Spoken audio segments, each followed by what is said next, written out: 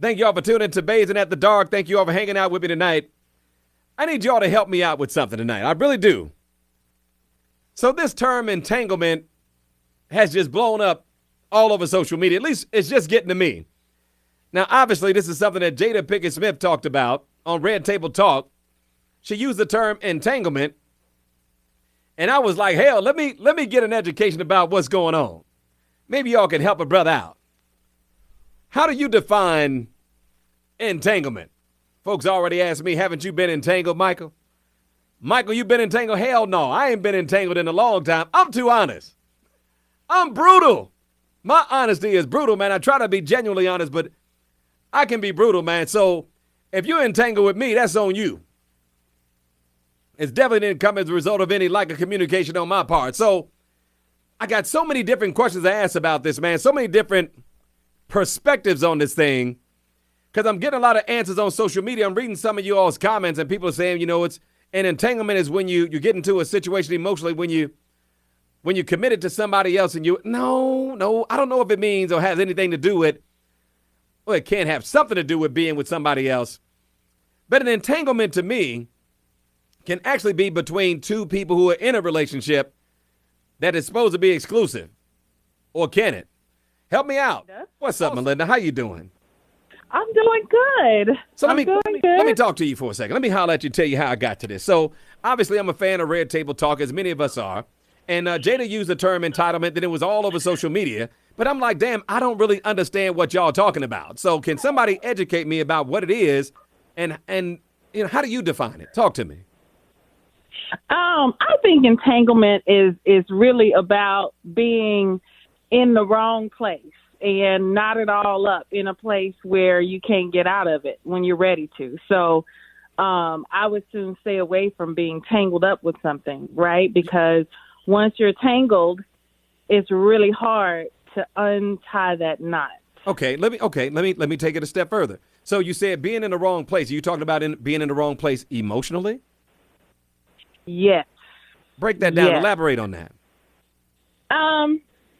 Well, I feel like, I think what happens is emotionally sometimes we're not, and you talked about communication, but I think we're not communicating our feelings. Mm-hmm.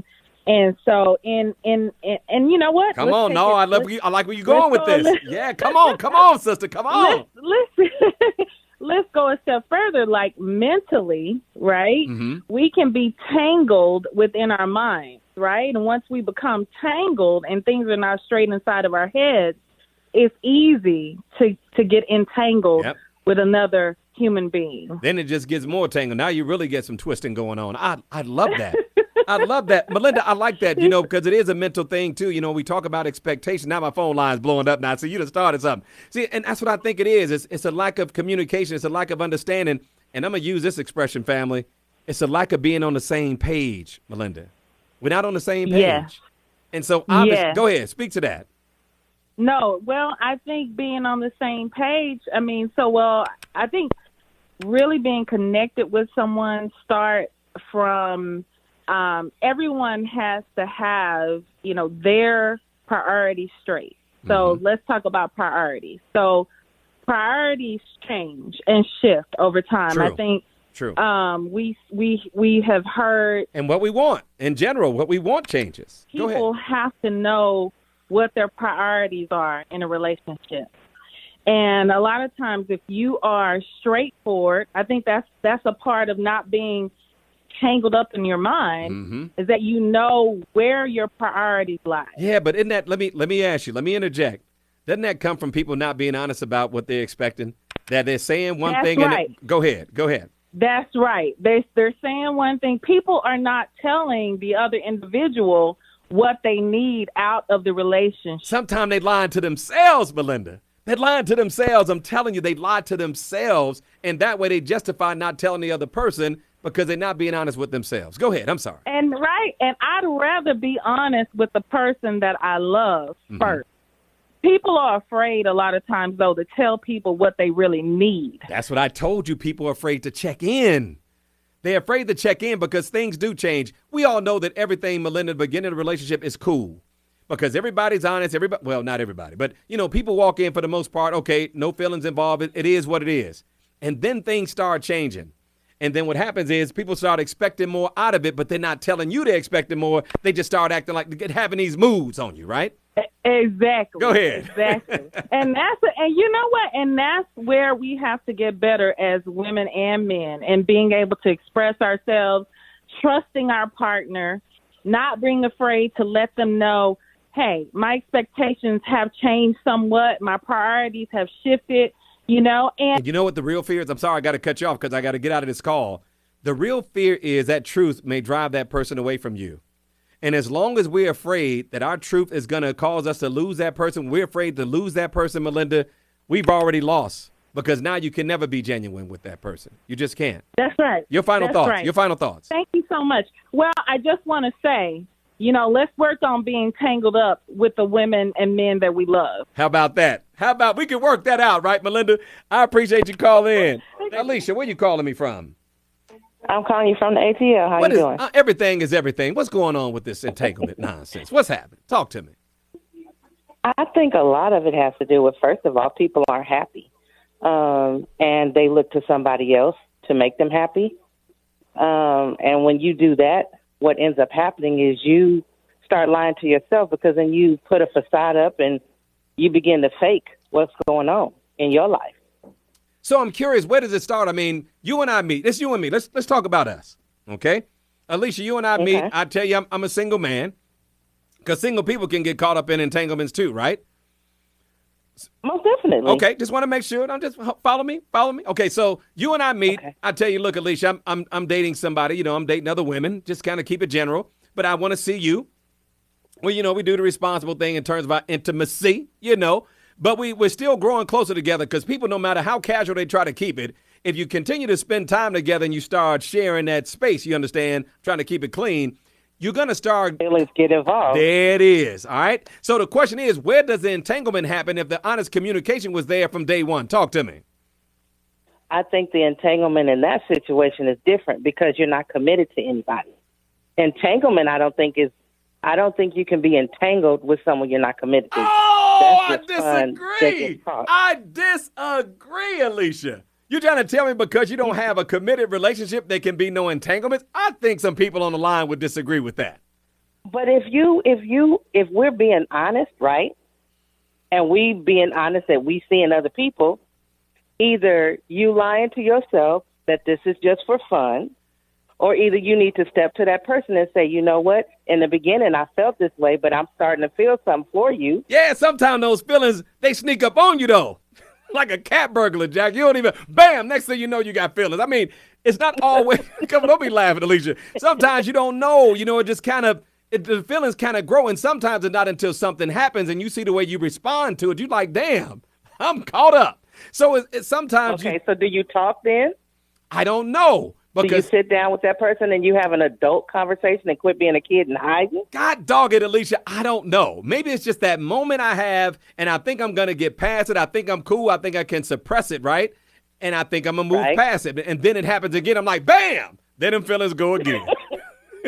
Well, you know what? At some point, you're going to have to decide whether you're going to keep suppressing the feeling or you're going to jump in and deal with it. Yeah. Because it's a lot of that going on. It's a lot of suppression going on. People ignoring what they're feeling, pretending like they're cool with stuff. And that's when I think the real entanglement happens, when you don't, I said it earlier, when you're not honest with yourself about how you're feeling, because a dude don't want to seem soft. Come on, fellas. And the woman don't want to seem like she's sweating the dude, because now he going to run off and say, look, you know what it was. Man, I'm telling you. You know from the beginning this is how it was. Exactly, but... bam! It got you, Alicia. You know it gets you every time. Hey, Mariah, what's going on? Talk to me. We're talking about entanglements. What you know about that? Well, I'm a child. I'm 15 years old. And that's the thing that it's just sad, because, parents, they just think that we're dumb and that we don't really understand. We see what's going on in the house. And then they try to look at us and, what do we learn from this situation? And I'm just like, why would you get into a relationship if you just don't think you're going to commit like it should be in a relationship? That is so interesting that you called in at 15 years old. So you're saying that when parents get into these entanglements, the children see it. And how does that affect you? How does that affect you? It's just it's just sad. It's just sad for us. It's just like it's just really hard for us to understand because parents have raised us since we were babies, and it's just like wow, like they're living in a lie. Let me ask you this, Mariah. Do you think it sets the wrong example, and how does that bad example affect you? It is a bad example because it's just like it teaches the kids we don't really know how to commit. That's what gives us commitment issues, trust issues, and so on and so forth. Wow. That is so interesting to hear you say that.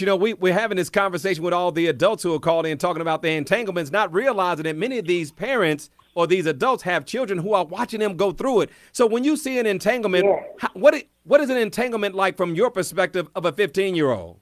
What are you seeing? From our perspective, we usually see men cheating on their wives or girlfriends or whatever. It's just. Wait, I got to ask you some more. No, this is good. So what do you see them going through emotionally? How do you see their behavior changing when you're watching your mother or your father or these adult women going through it? What are you seeing them do? How do you see their emotions being affected or their behavior?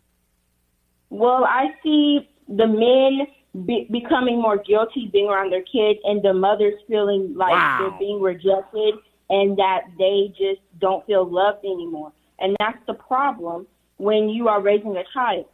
Because you don't see the love between your parents that you did when you were little.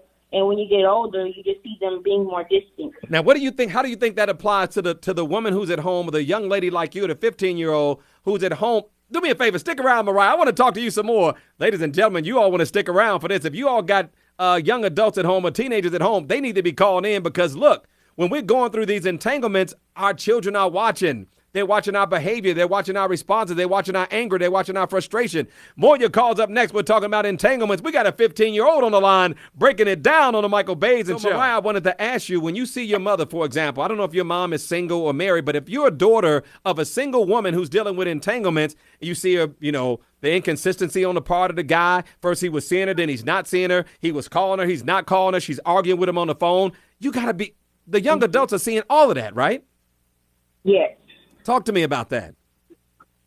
Well, my mom, she just got out of an entanglement. They have divorced. So now me and my older sister are living with her.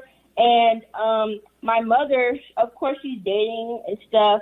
And it's like sometimes she just doesn't know how to really communicate with men like she used to. Right. But like the men are very, very, very, can be disrespectful. And I'm just trying to tell my mom, why are you associating yourself with a type of man like that, that treats you like that? And I just think that me and my sister are there for her. Obviously, she's still struggling, and we just want to help her through it. Hey, Mariah, so I don't know if you saw the Red Table Talk with Jada and Will. I don't want to get specifically into their relationship, but did you see it?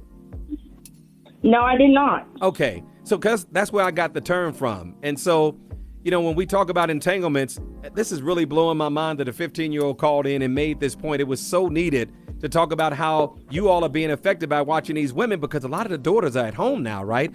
My daughter came home to her mother's house. So she's at home with her mom, who just happens not to be dating. But if the mothers are dating, the daughters and sons are watching. And what they're seeing is not good. Sometimes they're seeing their mother being disrespected, as you say. They're seeing the inconsistency with the guy who say that they like them, but the guy's not acting like they like their mother. And the young ladies are sitting there watching them, sitting there going, why are you letting him treat you like that? Yes, wow. Exactly. Go ahead, speak to that. I just wanted to put that out there. Your final thoughts. Well, I just think men need to work on communicating their feelings better and not giving so many mixed signals, making the women feel like they want to be in a relationship when actually they just want to be in a friendship. I just feel like they need to work on communicating their feelings better, and that's what leads most entanglements into entanglements. Check that out. Ladies and gentlemen, the young people are breaking it down on the Michael Bays Show. Thank you, Mariah, for calling in. More your call. Let me say this before I let you guys go. I want to thank Will and Jada to a degree, because without them bringing this up and actually being open and honest about their mistakes, and missteps, which all couples are going to make. Come on, that's 25 years. I'm telling you, I'm never going to hate against Will and Jada. I got a lot of respect for them still being together at the 25 years. No matter what pain they cause each other, I know there's still love there.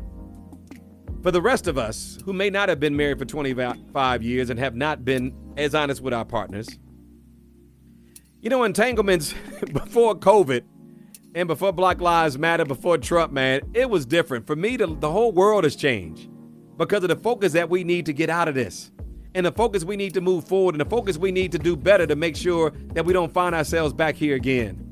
The lessons that we should have learned should make entanglement something that we cannot tolerate. First of all, for those of us over 50, we don't have time. Most valuable thing in the world to straighten you out with age is the value of time. But even for the young people and the younger adults, 15-year-old called in and said, they're watching you. Your daughters are watching you, ladies. Fellas, your sons are watching. And we get into these entanglements. If you all can't be inspired to do better on your own, be inspired to do better because your children are watching you, man. And you're going to set them up for having a life of entanglements too because you can't get your together. Get it together. Grow up. Work on your communication skills, man. Without it, you're going nowhere. Thank you all for tuning in. I appreciate you all hanging out with me tonight. I'll see you guys on Blazing at the Dark tomorrow. I'm out, y'all.